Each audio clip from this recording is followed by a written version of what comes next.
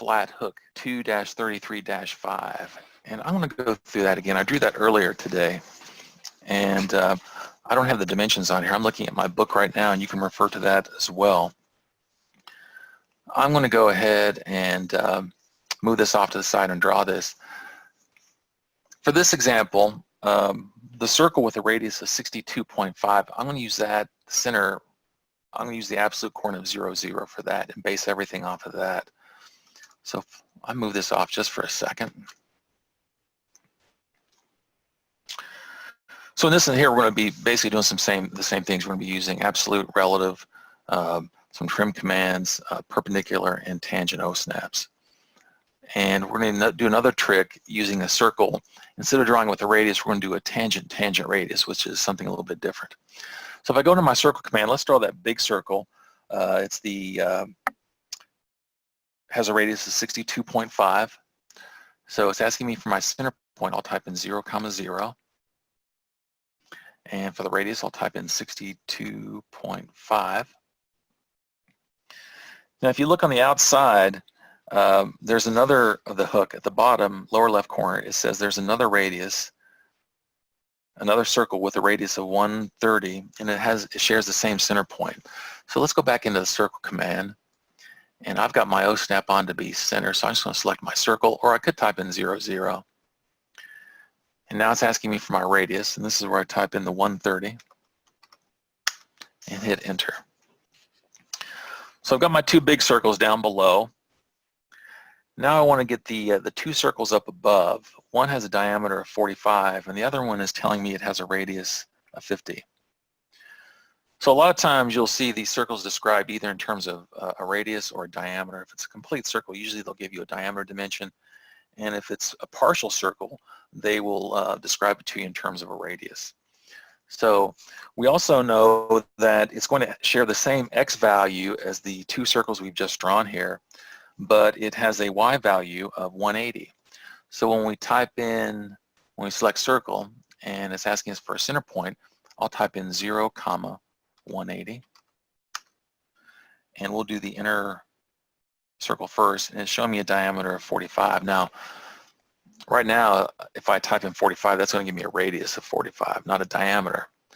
So to tell it we want to do diameter, I can type in D at the command prompt, or if you right-click while you're in the middle of the command and select diameter, and then type in 45, it'll put it there as well.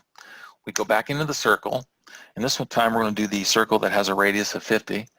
So my O-snap is set to center of the circle, so I can select that, or type in 0, 180, just as we did before. And I am going to right-click. Actually, it was already set to radius, my bad, so let's go ahead and delete that out. Let's go back into the circle command. I should have looked at the command prompt like I told you to do. If we look at the command prompt right now in the lower left corner there, for me it says specify radius. So I'll go ahead and type in 50. Okay, so we got the four circles. What we want to do now is to somehow get that curve, that arc that connects the two circles, the two large circles. And it tells us it has a radius of 50. To draw that, what we're going to do is go up into the circle command, and down below on the command prompt, we see that there's a couple ways to draw circles. We can do it with 3 points, we can do it with 2 points, we can pick the center point, or we can do something called a tangent radius. And we can see it there on the command prompt. If you want to see the options in another way, whatever command you're in, it doesn't matter. If you do a right click, it'll put all the options right in front of you. So we got 3-point, 2-point, or a tangent radius. And again, this came up for me by just right-clicking. So I want tangent radius. Here is going to prompt me for 2 points on the circle. So what I want to do is kind of select the tangents. We want to be in the ballpark as we select it. So there's my first tangent. There's my second tangent point. And now we specify a radius, which is 50. So now we've got that curve in there. We're still going to have to trim it out a little bit, but at least we have that.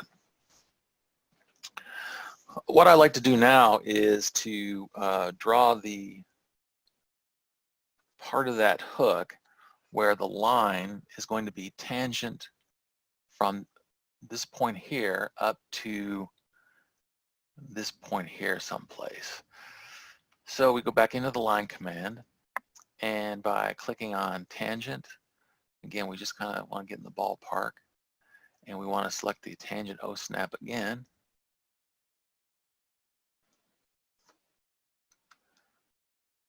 And there we go. So we've got that part of the hook. And again, it's kind of hard to see until we trim some things out here. What I like to do now is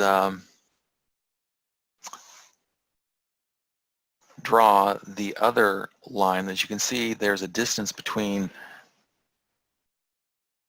125. Looks like there's some lines that are parallel to each other there. Actually, before we do that, let's trim it out a little bit. Let's see if we can clean it up a little bit. So I'm going to select everything here, and we'll select this guy to get rid of.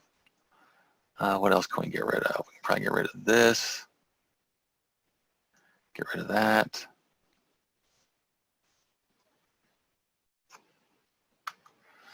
Okay, so we cleaned it up a little bit.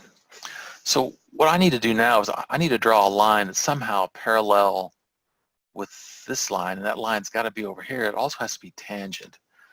So what I'm going to do is a little trick here. I want to draw a line that's perpendicular to this line as kind of a construction line, a temporary line. So if I go up to my line command, and I'm going to pick a point out here in space. It doesn't matter where. And then I'm going to go perpendicular to that line. Actually, it does matter a little bit. I want it to be up above here, out of the way. The next thing I want to do is I want to go back into my line command. I want to go tangent from this circle, and I want to go perpendicular to that last line that I drew in. So what that did there, it gave me two lines now that are parallel with each other, and that's what I want. So that's kind of a tricky part there. The other tricky part is how do you get that other circle, that other radius there? And what we're going to do, actually before I do that, let's go ahead and do some trimming here to clean this up just a little bit.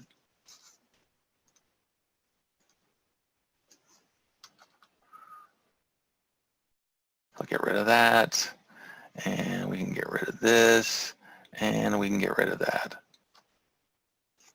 And I'll just use the erase command to get rid of that line, hit enter.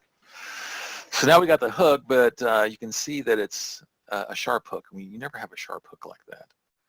At least, yeah, usually you're going to have them rounded off. So how do we get that though? Where does that radius, where's the center of that circle?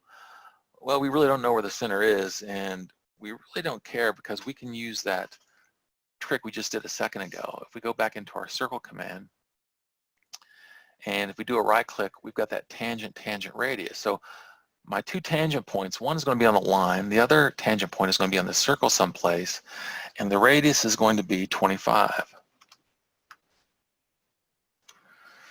So now what we do, we just go up into our trim command again. I'm going to select, do a crossing window, and again that's selecting off the objects, picking and then dragging up and selecting again. And once we do that, we can go ahead and start trimming out some of these objects.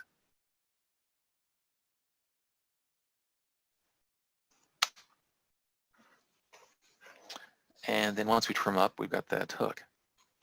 So again, in this command, we used a lot of tangent OSNAPs. We did the circle command with the tangent radius, which is a little tricky. And then we drew a construction line up here that was perpendicular to this line, which allowed us to go tangent from this circle perpendicular to that line to get these two parallel lines. And then we came in and went from that line to this circle here. We used that circle tangent radius. So anyway, that's kind of a way that I would attack both those. There's different ways to do it, different commands. I tried to use the commands from chapters 1 and 2. I did sprinkle in the mirror command, and I don't know if, I can't remember in chapters 1 or 2 if they showed you how to select multiple objects by selecting and going to the upper left, you get that green box. And what that does is anything that the box crosses, it selects.